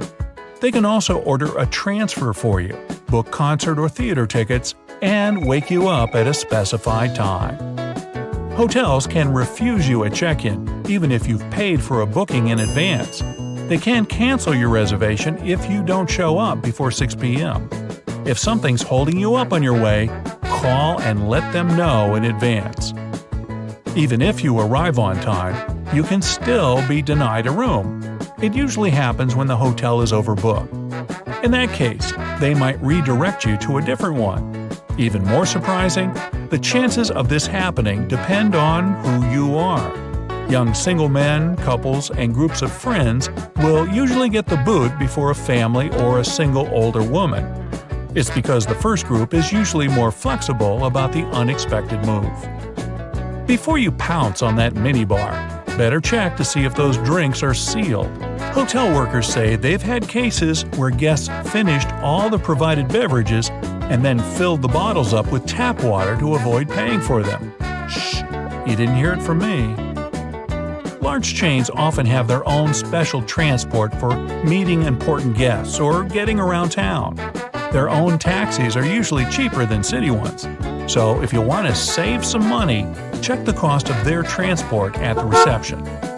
But don't ask the receptionist to recommend where you should have a meal. The hotel clerk will point you to a local place that pays them for the recommendations, even if it's overpriced and tasteless there.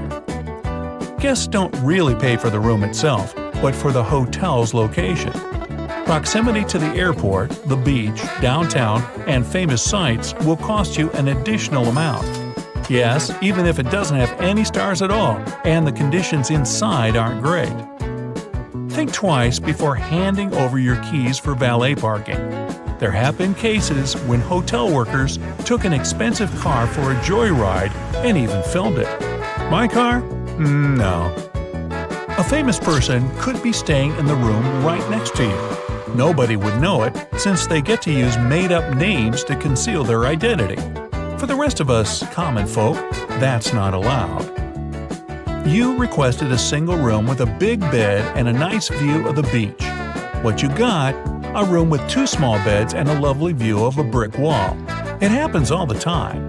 But they're supposed to give you compensation or some free service to make up for the difference.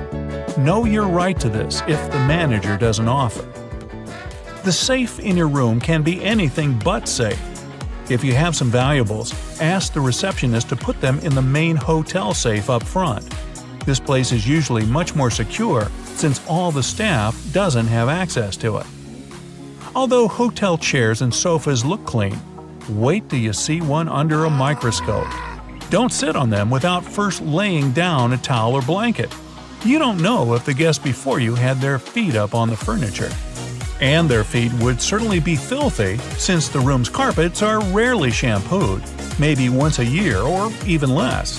That being said, don't walk on them barefoot.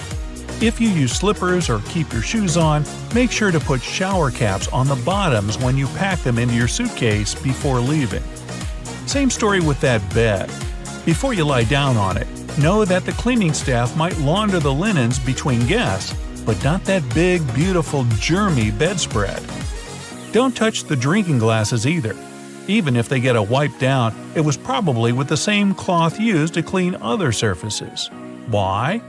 Well, because staff have only 20 to 30 minutes to clean each room completely. So they need to do it quickly, not thoroughly.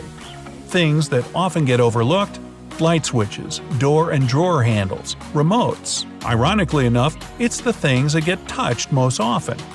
Experts have found that these items have as much germs on them as the toilet. Solution? Always bring plenty of antibacterial wipes. And if you ask about the hotel's cleaning practices, remember, cleaning doesn't mean disinfecting. Choose your words wisely and don't give the manager a loophole. Hotels are places where you know for sure lots of people stay every day. And not all of those places pay attention to cleanliness as much as they should. There can be bed bugs and other pests around that you won't notice until it's too late. So here's the deal. When you arrive at a hotel and open your room, don't rush to open your bags and put all your clothes onto the shelves, and especially the bed. Better place your bags into the bathtub for the time being, and go check the room for those pesky bugs. Check out all the rugs, soft furniture, cushions, and all other places that pests could live in. Only after you've done that, take your bags out of the bathtub and unpack. The bathtub is the safest place because no bugs are able to survive there. So, naturally, none of them will crawl into your stuff while you're not looking. You may want to throw that comforter on the floor at once, by the way. While sheets may be cleaned regularly, the comforters are not. Some hotels wash them every week or so, but others don't even bother. Same goes for your bedding.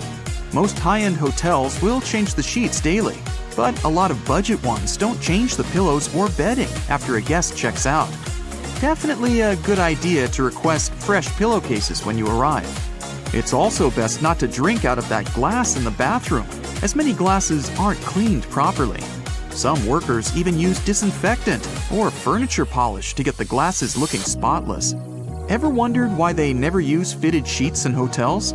They might be convenient, but they're impractical for hotel use. The sheets are changed much more often than you do it at home, and the elastic becomes worn out all too soon. Besides, it's a nightmare to store fitted sheets. They have to be of two different sizes, one for either type of bed.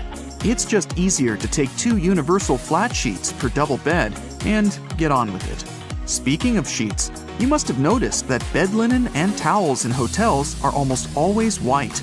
The first reason is convenience, of course. When everything is white, it's easy to wash it all together and use bleach to get rid of any possible stains. The second explanation, however, is customer experience.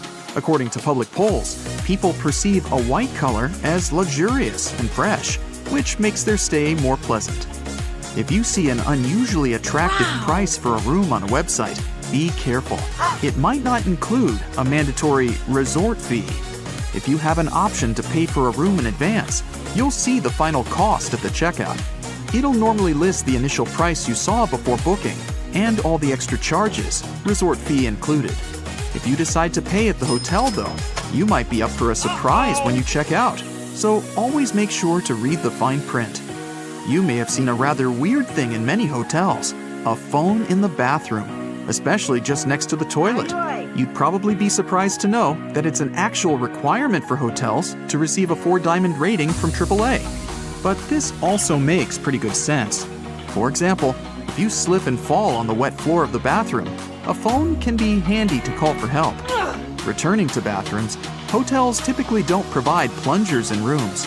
You see, hotels want you to have a feeling that you're the first person ever to enter the room you're staying in. It's a question of your comfort, which is the primary concern of any respectable hotel. And a plunger in the bathroom, according to anonymous polls, makes people think that the toilet may malfunction at some point, which doesn't help the image. If your hotel has card keys with magnetic strips, make sure you put your card key apart from your cell phone and wallet. The problem is that key cards are rewritten quite a lot, and they're designed for that process to be quick and easy. So, a fairly strong magnet, like the one in your cell phone, could erase your key card, and you wouldn't be able to get inside your room. The hotel will surely provide you with a new card, but that's still inconvenient. Many hotels only accept credit cards as a form of payment, and without one, you won't be able to book a room directly or use the paid services provided by the place. booking a room is just the first step of your stay at a hotel. During your vacation or business trip, you might use the minibar or other paid services that you'll only have to pay for at the checkout. If your debit card doesn't have enough funds on it to cover all your expenses, the hotel has no means to get their money apart from suing you. If you pay with a credit card, however, all the additional costs go to the bank, and everyone's happy. The time of check-in and check-out is fixed not to annoy you. It's done so you don't barge in onto guests who stayed in the room you've booked, and the hotel staff can clean the room and prepare it for the next guest's arrival. By the way, the checkout time is normally about 11 a.m. to 12 p.m. because hotels actually care about your well-being. They not only let you have your breakfast, but also give you some time to prepare for departure without hurry. Isn't it kinda annoying that many hotels don't have a socket near the bed? In fact, time is to blame in this case. Lots of hotels around the world were built before mobile phones and other portable devices became so popular and widespread. Back then, of course, they didn't need bedside sockets, and many of them haven't yet caught up with the times. You can avoid this issue if you stay at a hotel that's been built relatively recently. Once you're at the check-in desk, it's likely that the hotel staff already recognize you. Many hotels, especially higher-end ones, will do a little research of their guests' social media. While this seems a bit creepy, it's only so they can see who you are to make your stay more comfortable. At check-in, you'll also be given an initial key which will reset the door lock and cancel any existing keys. But make sure to be respectful to your receptionists. Sometimes, they may play practical jokes on rude customers by key bombing. This is where they give you 2 of the initial keys. Either key resets the door, so once you use the second one, the first will no longer work. Toothpaste is one item you probably won't find in the hotel room's bathroom. For budget hotels, it's often too expensive to order, as it's classified as a medical supply. For luxury hotels, it's the opposite. They often can't find a toothpaste manufacturer that's fancy enough to be present in their rooms. While the staff clean hotel rooms frequently, disinfecting smaller items is not on the top of their priority list. Remote controls and phones are some of the dirtiest things in a hotel room. So do yourself a favor and bring some disinfectant wipes to clean them before use. If you're thinking about putting your valuables in the safe for security, you may also want to think twice. Hotel locks use passcodes instead of locks, so there's a high chance someone in the hotel will know the master code. And who knows who else could get their hands on this information. Hotels usually overbook themselves, as the average daily no-show rate is around 10%. This means there's a chance that you won't actually get your reserved room. If you show up and there are no available rooms, chances are you'll get walked. This basically means the hotel will pay for a room at another similar hotel in the area. There's a surprising amount of items left in rooms that hotels don't want you to know about. In one hotel in Portugal, a worker even found a shark that was left behind. With no idea how it ended up there, the shark was eventually returned to its natural habitat, safe and sound. Most, if not all, hotels have fully carpeted floors, and there's a couple of very good reasons for that. First of all, it's your safety. You're far less likely to slip and fall on a carpet than on a wooden or tiled floor. Secondly, it's much more cost-effective because it's faster and cheaper to replace a spoiled carpet than change the whole flooring in a room. And finally, carpets add to the room's soundproofing, which you'll be thankful for if you have overly active neighbors. Ever wondered what a continental breakfast is and why it's called that?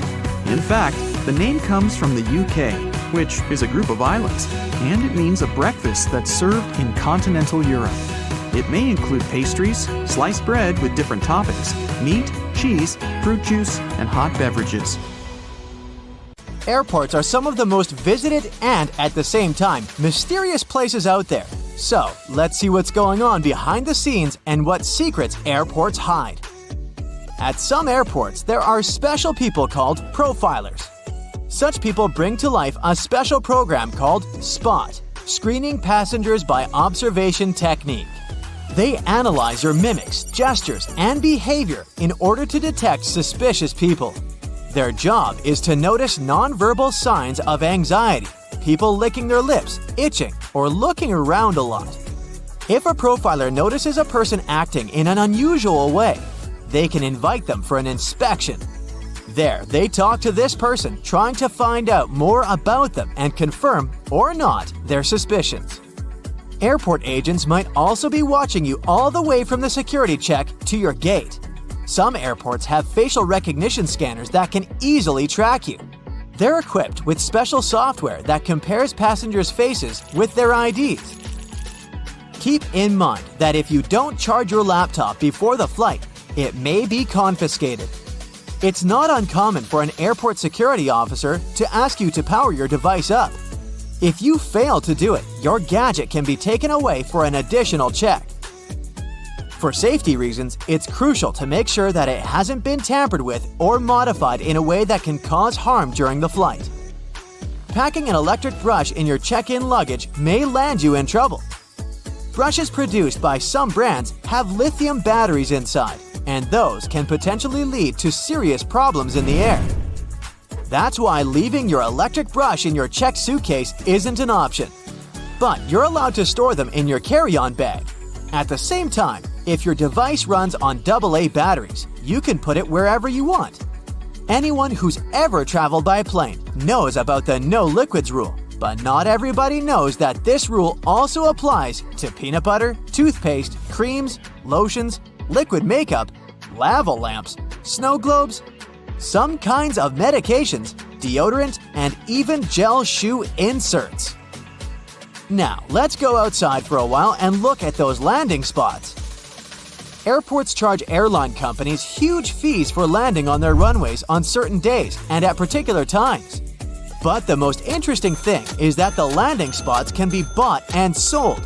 For example, in 2016, Oman Air paid Air France around $75 million for one early morning arrival slot at London Heathrow Airport. You must have noticed that airfare has increased over the past decade. That's because of the extremely high prices of landing slots. Dispatchers don't only control the planes in the sky, as you can often see in the movies, but they also look after their movements on the ground. They also control the lighting on the runways. There's 3 types of air traffic controllers: en route, terminal, and tower. Each of these dispatchers has their own area of responsibility. One dispatcher has about 5 monitors, and the information on them is constantly changing since the monitors show weather conditions and information about other planes. You know how it sometimes goes. You come to a security checkpoint, and all of a sudden, it turns out you have something prohibited in your carry-on. But worry not, you still have a chance to save your favorite penknife. At some airports, there are on-site postal services, and you might have an opportunity to mail your belongings to any address you provide. But the mailing fees are pretty high, plus certain items are prohibited, and the postal service won't deliver them. Airports can be selling your lost luggage right now. Of course, I don't say that there's no chance for you to get back your suitcases that's traveled to a different destination, but just as likely, you might not see it again. In this case, an airport has the right to sell your misplaced belongings at an auction. Most airports have an annual lost luggage sale. After paying an entry fee, you can bid on electronics, clothes, bags, and other stuff. While flying, you might have a celebrity on board, but you won't know it. Large airports have separate check-in and security procedures for celebrities. They often board the plane directly through a hidden door located beside the jet bridge. Some airlines also use cool cars to transfer VIP passengers from the terminal building to the plane. At the same time, most people come to the airport well ahead of time. And the most popular activity while waiting for a flight is wandering through the duty-free zone. And even though people rarely plan to buy anything there, different products end up in their shopping baskets. That's because lots of airports are designed in a special way that makes people feel relaxed and at ease. I'm talking about all those huge windows, a lot of light, massage chairs, and comfortable seating areas. And statistically, calm passengers are 10% more likely to spend money on retail, duty-free, and food. Designers put a lot of thought into airport layouts. It helps to ensure the smooth flow of travelers. And the main point here is easy navigation that can prevent people from getting lost. This is achieved through subtle but very effective design cues. And placing duty-free zones between security checkpoints and boarding gates is one of them. They supposedly help you relax after clearing security and lead you where you need to go. But speaking of food, a celebrity chef restaurant at the airport might not be as good as it would be if you were visiting the real thing. Not chefs themselves, but special restaurant companies are responsible for airport outlets. One of the reasons is the extremely strict security that surrounds airport deliveries, including food. You may still have a nice meal, but it won't be the same. Now, I'll tell you about one more way airports manipulate you into spending your money.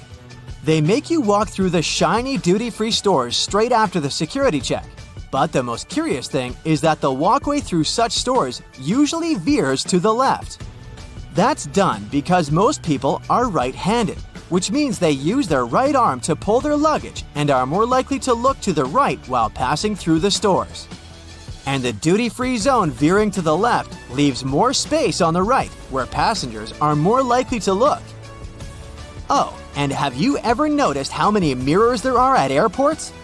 Mirrors are strategically placed there to make airports appear larger and create an illusion of more space. This in turn helps to reduce the feeling of claustrophobia and makes the airport experience more comfortable for travelers. If you have an opportunity, don't exchange cash at the airport. You'll never get a good rate there.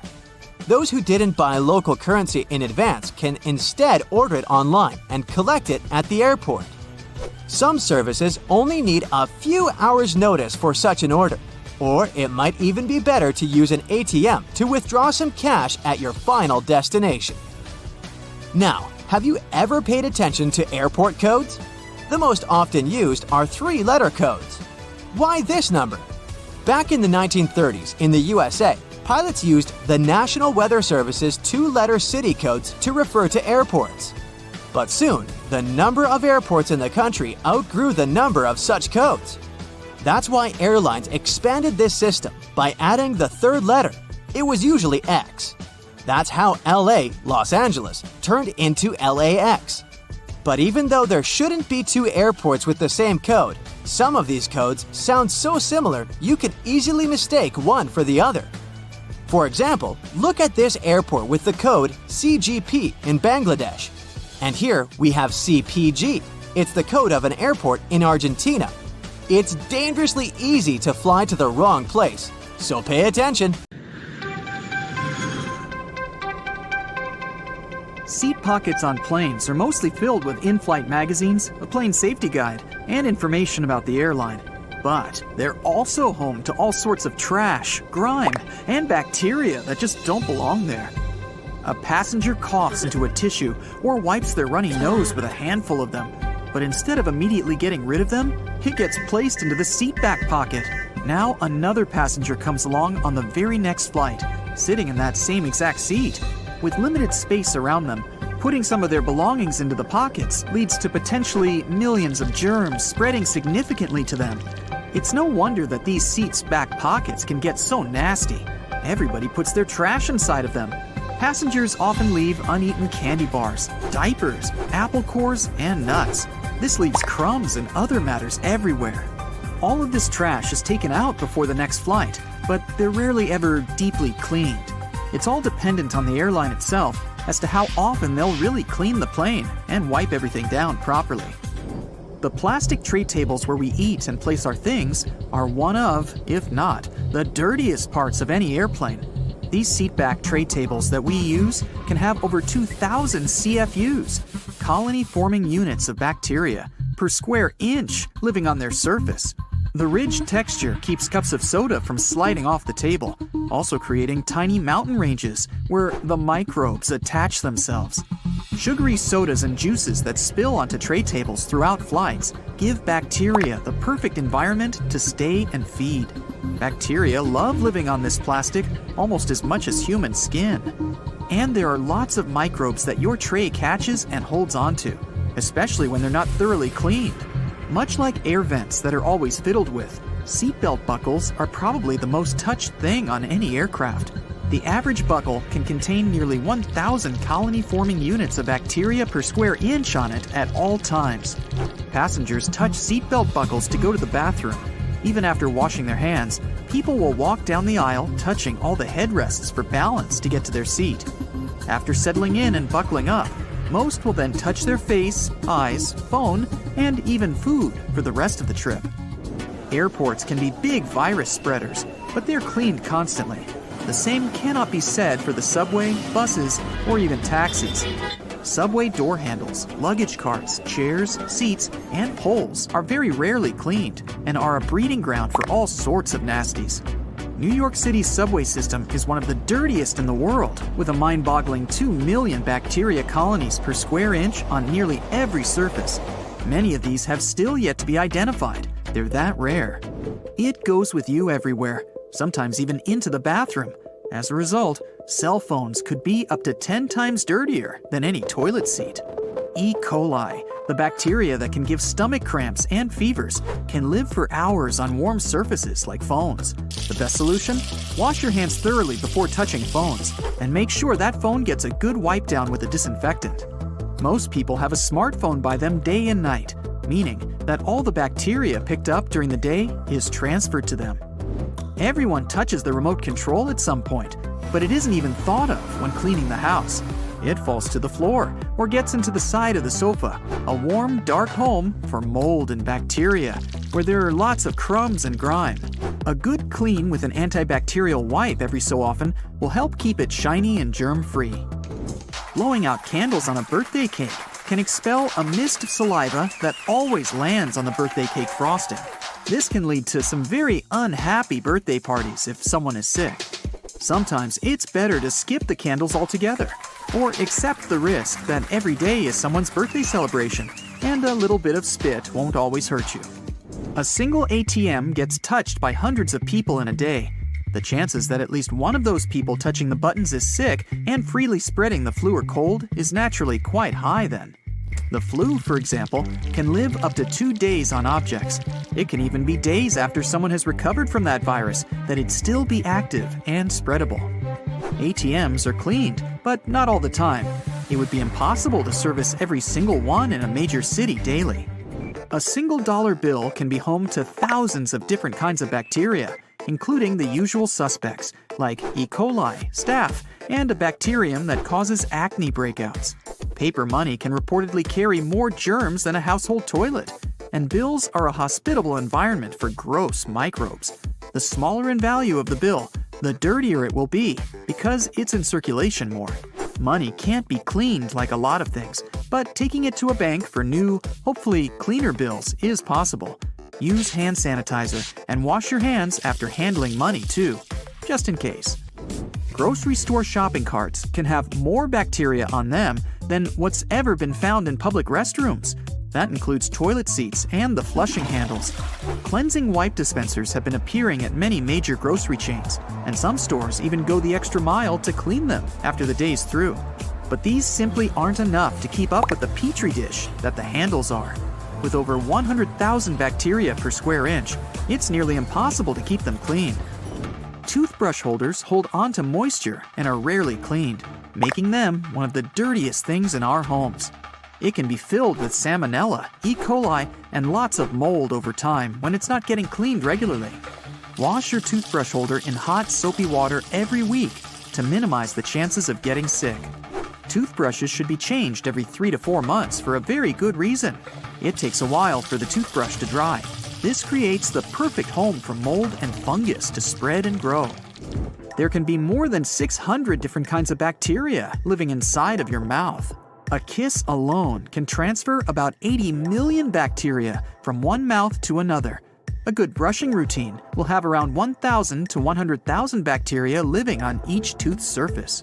But for those that don't brush, bacteria can be up to 100 million or 1 billion bacteria on each tooth. The dirtiest thing in our home can only be one thing: the kitchen sponge.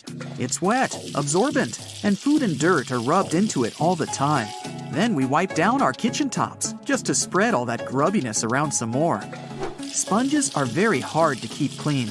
The best way to keep things sanitary is to replace it when it starts to smell bad. It's no surprise that if the sponges are filthy, then sinks are too.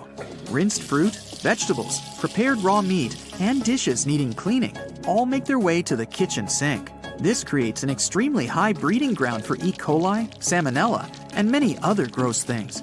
They'll stick to the sides and drain holes and grow like crazy. Clean sinks before and after each use, and make sure to keep them as dry as possible to prevent any mold growth as well. Restaurant menus and condiment dispensers aren't cleaned nearly as often as they should be. If someone with a cold was using the condiments right before you, this greatly increases the chance of the cold-causing bacteria being on your hands and then your fries. Menus are rarely washed with disinfectants after each use. Customers have been touching quite a few things like chairs, tables, their faces, or hair before they give the menus back. Dog toys need to be cleaned regularly to prevent any bacteria or mold growth from spreading too much. Each time a dog slobbers on a toy, they don't just transfer their mouth bacteria. They've created a sticky, wet place for other germs to live on.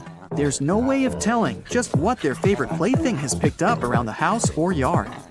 Purses and bags could have more bacteria than we really considered.